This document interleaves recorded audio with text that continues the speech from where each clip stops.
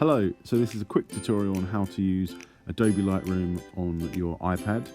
Lightroom is essentially a little app that allows you to manipulate the colors and light of your pictures to sort of make them look a bit better. So the first thing you need to do is sign in. Just use your student account and make sure you pick company or school account, and that will allow you to access the Adobe app itself.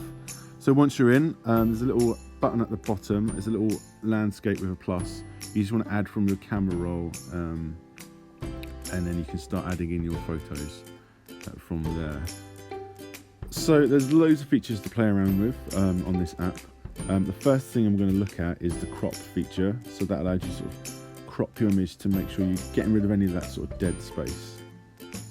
So using it, you can literally just pinch or drag the side parts in and the side handles to sort of crop your image down, and then move the image around in that box and then press done, and then essentially that's cropping your image. It's nice and simple, nice and easy to use.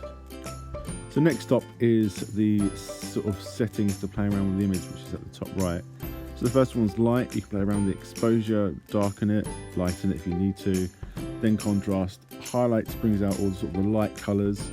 Shadows bring sort of the dark colours down or make them brighter, and then whites and blacks are just the sort of those tones that you can play with to bring it up, make it brighter, or make those dark black colours a lot darker.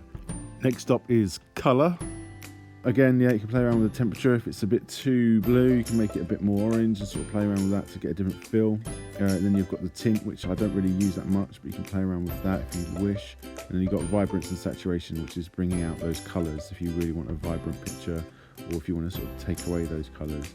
The best thing about this part is the colour wheel. So it says colour mix. You can choose a certain colour and start manipulating that. So you can play with the hue, the saturation, and how bright it is in terms of the luminance. So here I'm just playing around with saturation and bringing down those colours, so you can sort of get rid of all those petals and the flower itself, and have the background still in colour. So it's a nice little way to add sort of a weird effect to your images. Next up is the effects. So in the effects you've got texture, which really sort of brings out the detail in your image, especially on those petals. Same with clarity. The clarity kind of brings out a bit more texture, but you don't want to go too overboard with that. So it sort of makes it lighter and more fluffy, I guess. But then obviously if you go the other direction, it really sort of brings that detail out. It can sometimes ruin an image, but it's up to you what you're trying to go for. Dehaze kind of lightens the image or brings out those shadows a bit more, and then vignette is sort of giving that sort of black circle around the side. And that's essentially it. On to the next one. It's got sort of like these preset color grades you can choose from, and you can just sort of, if there's one that you really like, of course just go with that, and then go back to the original image and play around with those colors then.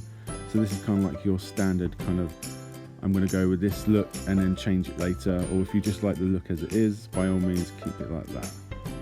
At the top there's an undo button. You can just press that and it will restore it the way it used to look.